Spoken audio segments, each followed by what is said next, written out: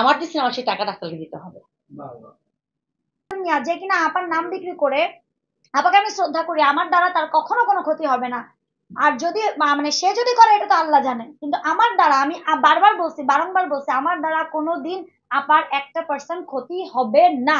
Because সে, আমি যখন কাঁদছি সে আমার চোখ মুছে দিছে, আমাকে মুখে তুলে খাওয়াই দিছে, এবং আমি যখন কারোর সাথে শেয়ার করতে পারতেছি না, আমার মারতেছে, আমার জিম্মি করে ফেলছে, তখন এই মানুষের সাথে আমি শেয়ার করছি। তো তার জায়গাটা আমার কাছে ভাই অন্যরকম। কিন্তু রাসেল মিয়া যদি আপার সান্নিধ্যে আবার যায়, তখন আমি বর্ষা কিন্তু আপার কাছ থেকে অনেক দূরে সরে যাব, মনের কষ্টে। যে এরকম ক্রিমিনালকে আপা জায়গা দিচ্ছে, আপা নিজে দেখলো একটা নির্যাতন হলো তার কাছের একটা বোন, যে বোনটাকে বিয়ের পর থেকে তো তার কাছের বেশি হয়েছি, বিশেষ করে গত 2 মাসে। তো এত কাছের একটা মানুষকে নির্যাতন করলো, নিজ চোখে দেখলো। যদি আপা রাসেলকে আবারও সেই আগের রাসেল মিয়া হিসেবেই নেয়, তাহলে হয়তো আমার মনের কষ্টে আমি আপার থেকে দূরে চলে যাব, কিন্তু আপার প্রতি আমার কোনো অবজেকশনও থাকবে না, এবং আমি কোনো ধরনের থাকে না, আমার দ্বারা আপার 1% কোনো ক্ষতিও হবে না। এবং আমি লাইভে যারাই আমাকে কমেন্টস করছে হেলেনা জাহাঙ্গীর, আমি বলছি না, উল্টা আপা আমার মিউচুয়াল করার 100% ট্রাই করছে, আমার চোখে দেখা, বাকি তো আল্লাহ জানে। আমরা তো মানুষের ভিতরে পড়তে পারতাম না, তাহলে তো রাসেল মিয়াকে পড়তে পারতাম। Thank you. ছবি একটা নাটকের জন্য তো বোধহয় 10টা না 15টা নাটক লিখছে না? 10টা নাটক লিখছিল, লিখছে আছে।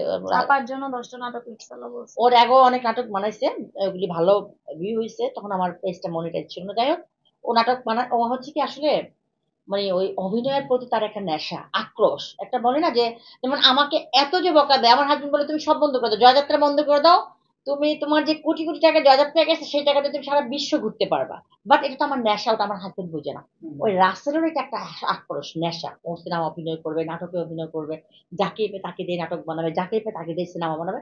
এটা আমার আমার বিবেচনা আর কি, আমি এটা মনে করতেছি যে ওর এটা নেশা।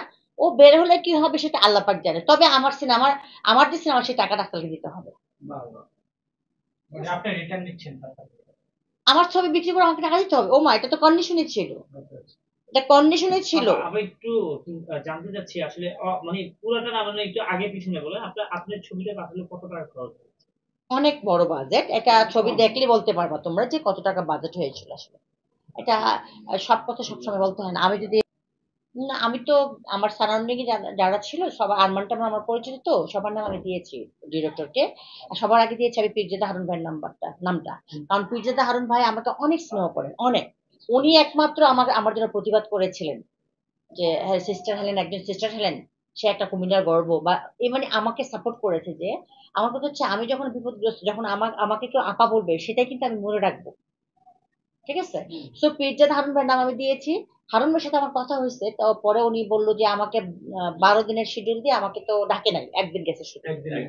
তো বললো, আমি বললাম কেন ভাই, এটা কেন হলো? তো উনি বললো যে আমি রাসেলকে বলছিলাম যে দেখো, তুমি কিন্তু হেলেনার টাকা নষ্ট করো না, কারণ হেলেনার অনেক কষ্টের টাকা, মেয়েটা কিন্তু নির্যাতিত নিপীড়িত, তুমি হেলেনার টাকা নষ্ট।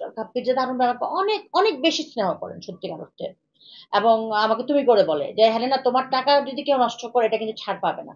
তো রাসেলকে বলছে, রাসেল তুমি হেলেনার টাকা এভাবে নষ্ট করো না, একটা ভালো নায়ক নায়িকা নাও, তাকে নিচে নায়িকা মানে কেউ না কেউ ওর সাথে অভিনয় করবে না, আমি এখন শুনতেছি, আমি বলবো না কে বলছে, জলি লাস্টে অভিনয় করছে, তাও বিগ বাজেটই নিচ্ছে, সে একটা ভালো বাজেট নিচ্ছে, খারাপ জানি।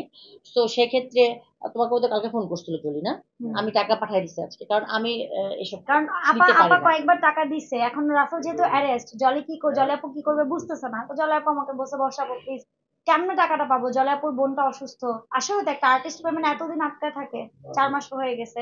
পরে আমি আপাকে বললাম, আপা বললো আমি তো দিয়ে দিছি, আচ্ছা দাঁড়াও আমি আমার ম্যানেজারে দিয়ে বা ইয়ে দিয়ে আমি পাঠাইতেছি টাকা। পরে আপা পাঠাইতেছে টাকাটা, এইটুকু শুনছি। আমরা শেষ করব, শেষ করার আগে তবে আমি একটা কথা বলি স্পষ্ট করে, আপনারা সেই ছোট থেকে, আপনারা মানে সিনিয়ররা ছোট থেকে আমাকে দেখছে, আমি ইন্ডাস্ট্রিতে কি ছিলাম, কি আছি, কি ইনশাল্লাহ থাকবো যতদিন বেঁচে আছি। কিন্তু রাসেল মিয়া আহ চলচ্চিত্রের নেশায় কেউ প্রতারণা করবে এটা কিন্তু হতে পারে না, কেউ ক্রিমিনালি করবে এটা হইতে পারে না, আমার মতো মেয়েকে জিম্মি করে ফেলবে কোরআনের কাছে এটা কিন্তু হইতে পারে না। আমাকে পুরো জিম্মি করে ফেলছিল, এবং আমি লিটারালি পুরো জিম্মি ছিলাম। আমার কষ্টে আমি চিৎকার করে কাঁদছি, ওই জায়নামাজে পড়ে চিৎকার করে কাঁদছি, এবং আমি চিৎকার করে কাঁদছি শুধু আপাকে ভয়েস মেসেজ দিয়ে অথবা কল দিয়ে, কারণ আমার হাতে ও কোনো অপশন রাখে নাই, আমি কারোর সাথে যোগাযোগ করতে পারবো না।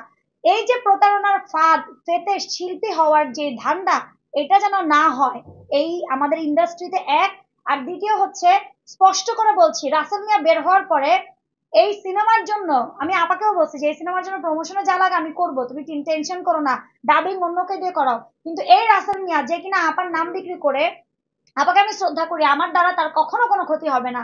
আর যদি মানে সে যদি করে এটা তো আল্লাহ জানে, কিন্তু আমার দ্বারা আমি বারবার বলছি, বারংবার বলছি, আমার দ্বারা কোনোদিন আপার 1% ক্ষতি হবে না। বিকজ